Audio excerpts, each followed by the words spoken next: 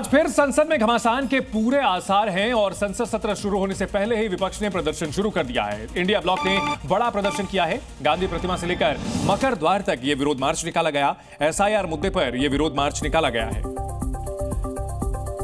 बिहार में special intensive revision को लेकर के लगातार यह संग्राम छिड़ा हुआ है।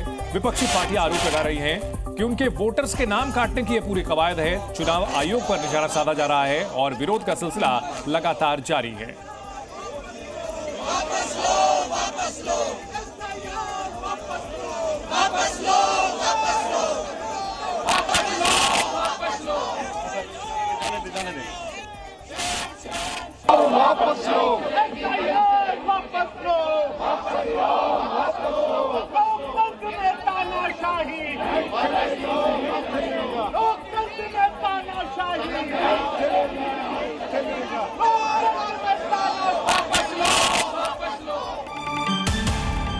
और बड़ी खबर आ रही है। वोटर लिस्ट पर बोली है प्रियंका गांधी, आरोपों का जवाब देना होगा। वोटर लिस्ट क्यों नहीं दी जा रही है, सभी दलों को जानकारी होनी चाहिए। They should respond to the allegations. They should provide us with what we are asking for. Why are they not providing voters lists? It should be a transparent, it's a democracy. All political parties should have access to that information. So why is it not being provided? They should respond. तो देखिए, आरोपों का सिलसिला लगातार जारी है और इन सबके बीच लोकसभा और राज्यसभा की कार्यवाही शुरू हो चुकी है। तस्वीरें आपको हम दिखा रहे हैं। अपनी असाधारण वीरता, अदम्य साहस, शौर्य और संकल्प का परिचय दिया और अनंत विजय प्राप्त की है। आज हम इस अवसर पर अपने वीर सैनिकों को नमन करते हैं तथा उन शहीदों को श्रद्धांजलि देते हैं जिन्होंने अपने राष्ट्र की सुरक्षा में अपना सर्वोच्च बलिदान दिया। आज के दिन हम उन शहीदों के परिवारों के प्रति भी। तो देखिए, विरोध प्रदर्शन का सिलसिला लगातार चल रहा है और इन सबके बीच लोकसभा और राज्यसभा की कार्यवाही शुरू हो चुकी है। कांग्रेस समेत तमाम विपक्षी पार्टियां विरोध प्रदर्शन कर रही हैं। एसआईआर के मुद्दे पर राहुल गांधी और प्रियंका गांधी ने अगुवाई की। प्लेकार्ड लेकर के नारेबाजी करते हुए सांसदों ने बाकायदा यहां पर मार्च निकाला है। तो ये तीन तस्वीरें आपको दिखा रहे हैं किस तरह से लगातार विरोध का सिलसिला चल रहा है एसआईआर को लेकर के। आज की तस्वीर जो बीच में आप देख सकते हैं, गांधी मूर्ति के पास से यहां सांसदों के सामने आई है। इसके अलावा 23 जुलाई और 24 जुलाई को यानी कल और परसों भी किस तरह से विरोध किया गया था। 23 जुलाई को राहुल गांधी काले कपड़ों में नजर आए थे। 24 जुलाई को सोनिया गांधी खुद भी इस प्रदर्शन में शामिल हुई थी और आज भी कांग्रेस समेत तमाम विरोधी पार्टियां प्रदर्शन कर रही हैं। भाजपा कहेगी कि बहिष्कार करो, क्योंकि उसे मालूम है अगर चुनाव हो गया और कांग्रेस गठबंधन राजद दोनों मिलके लड़े तो सुपड़ा साफ हो जाएगा। तो वो तो कहेंगे ही, वो तो मना ही रहेंगे भगवान से, लेकिन हम संघर्ष करेंगे। अगला एक महीना में जब मतदाता को चांस मिलेगा, अगर किसी मतदाता का नाम मतदाता सूची में किसी तरह का कोई दिक्कत है, तब आपको बोलने का अधिकार था। आज क्यों? आज आप राजनीति करना चाहते हैं, चुनाव बाइकआउट करने की बात भी कर रहे हैं। तो ये अभी कैसे, जब अभी तो पुनरीक्षण ही चल रहा है, उसके बाद स्क्रूटनी चलेगा। किसी भी व्यक्ति का नाम काटना वोटर लिस्ट से, ये न इलेक्शन कमीशन का अधिकार है न किसी का अधिकार है। जो नागरिक है भारत का, संविधान में ये दिया हुआ है कि जिसकी उम्र 18 साल या उससे ऊपर है उसका नाम वोटर लिस्ट में दर्ज होगा। ये संविधान में व्यवस्था है। इसका उलट हम कहेंगे अगर किसी 18 साल से ऊपर वाले का नाम वोटर लिस्ट में नहीं है, इसके माने भारत का नागरिक नहीं। देश के समग्र कल्याण के लिए, देश के विकास के लिए चर्चा करने के लिए जिस सदन में भेजते हैं, उस सदन को हमने चर्चा करने का प्लेटफॉर्म के बजाय अपनी व्यक्तिगत राजनीतिक महत्वाकांक्षाओं की पूर्ति का प्लेटफॉर्म ऐसा बनाने की लोग कोशिश कर रहे हैं। मुझे लगता है कि लोकतंत्र के लिए इससे ज्यादा कुछ भी दुर्भाग्यपूर्ण नहीं हो सकता। देखिए, राहुल गांधी यहां नजर आ रहे हैं, नारेबाजी हो रही है एसआईआर को लेकर के। कांग्रेस समेत समाजवादी पार्टी, डीएमके, आरजेडी विरोध प्रदर्शन करते हुए।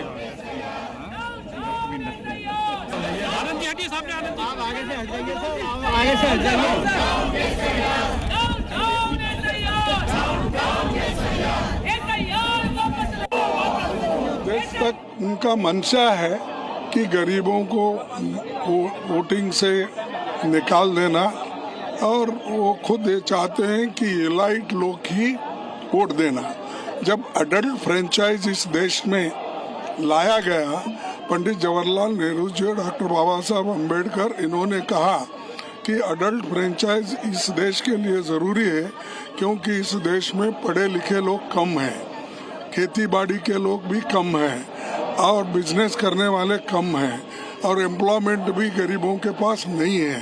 इसीलिए हमको किसी को डिनाई न करते हुए हम लोग और ये आपको दिखाते हैं कि बिहार विधानसभा में क्या हो रहा है इस वक्त। वहां भी पिछले कुछ दिनों से लगातार हंगामा चल रहा है। देख रहे हैं, बच्चे भी देखने आए स्कूल से, देख रहे होंगे आपको, क्या सोचेंगे, क्या कहेंगे, इसका विचार करिए। अपने स्थान पे जाइए, बैठ जाइए।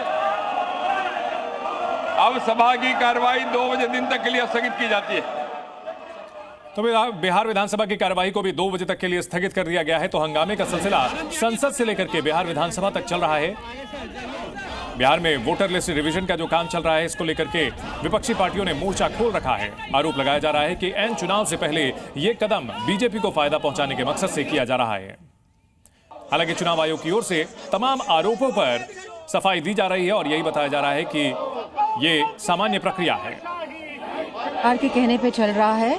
और जो फ्री एंड फेयर इलेक्शन का जो पूरे देश में जो मामला है, कहीं ना कहीं जो डेमोक्रेटिक सेटअप है देश को, उसको ठेस पहुंचाने का काम ये सरकार कर रही है। अगर इलेक्शन कमीशन इस तरह की प्रक्रिया करनी थी तो मैं नहीं समझती हूँ कि इलेक्शन से 2 महीने पहले या 1.5 महीने पहले करे।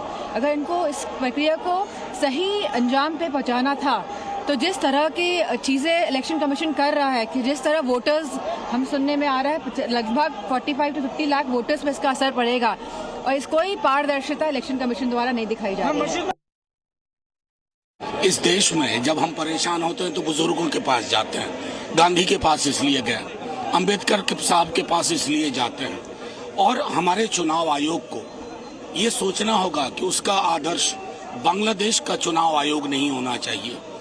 इलीट यहाँ बैठ करके तय कर दे और मतदाताओं की बेदखली की परियोजना को आप क्रियान्वयन करें, ये स्वीकार नहीं किया जाएगा।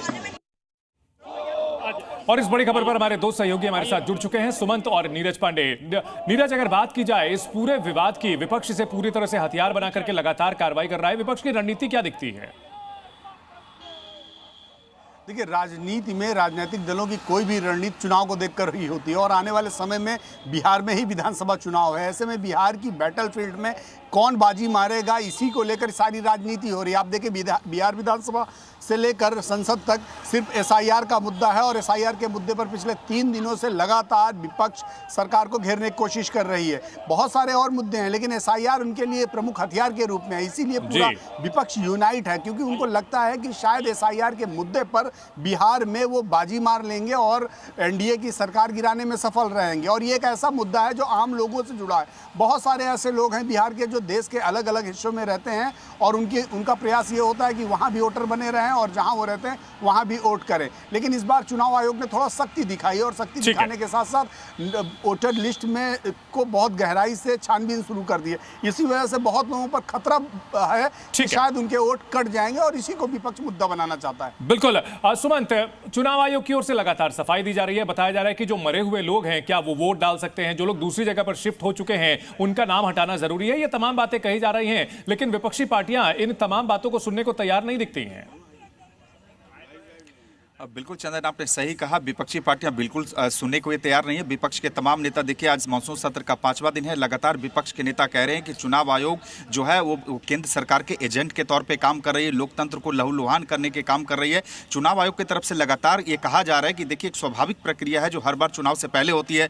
विपक्ष की ओर से ये भी सवाल खड़ा किया जा रहा है कि अब से थोड़े दिन पहले जब लोकसभा का चुनाव हुआ तो इसी वोटर लिस्ट के आधार पर हुआ, लेकिन जब विधानसभा के चुनाव नजदीक आ चुके हैं तो उससे ठीक पहले और महज इतने ही कम वक्त में कैसे 8 करोड़ से ज्यादा मतदाताओं का पुनरीक्षण अभियान चलाया जा रहा है। इसलिए दाल में काला है। सीधे तौर पर आरोप लगाया जा रहा है कि 50 लाख से ज्यादा जो मतदाता है बिहार में, उनका नाम मतदाता सूची से हटाया जा रहा है। चुनाव आयोग के अपने तर्क हैं। सरकार कह रही है कि यह मतदाता पुनरीक्षण अभियान चूंकि चुनाव आयोग की ओर से हो रहा है, इसमें सरकार का कोई सीधे तौर पर दखल नहीं है, लिहाजा सरकार इस मुद्दे पर संसद में चर्चा नहीं कराएगी। विपक्ष इस बात पे अड़ा हुआ है कि किसी भी कीमत पे एसआईआर पे सदन में चर्चा हो। आप देख रहे हैं कि लगातार पिछले 4 दिनों से किस तरह से संसद में कार्रवाई शुरू होने से पहले और जैसे ही सदन की कार्रवाई शुरू होती है, तमाम विपक्षी दल जो है सदन में इस मुद्दे को लेकर हंगामा कर देते हैं। अभी भी गांधी प्रतिमा से लेकर और मकर द्वार तक विपक्षी सांसदों ने एक प्रोटेस्ट मार्च निकाला और सीधे तौर पे जिस तरह की तस्वीरें सदन के भीतर दिख रही है, तस्वीरें आ रही है बिहार विधानसभा के बाहर की, किस तरह से वहां पर विरोध करती हुई आरजेडी और दूसरी सहयोगी पार्टियां नजर आ रही हैं। राबड़ी देवी यहां पर नजर आ रही हैं। राबड़ी देवी हाथ में प्लेकार्ड लेकर के वोट की चोरी का प्लेकार्ड उन्होंने लिया हुआ है। तो देखिए दिल्ली और बिहार में विरोध प्रदर्शन की तस्वीर। पहली तस्वीर देखिए बिहार विधानसभा के बाहर की है, जहां आरजेडी और उसके सहयोगी दल हाथ में प्लेकार्ड लेकर के प्रदर्शन कर रहे हैं, पोस्टर लेकर के। दूसरी तस्वीर संसद के बाहर की है और यहां भी विपक्षी पार्टियां विरोध कर रही हैं।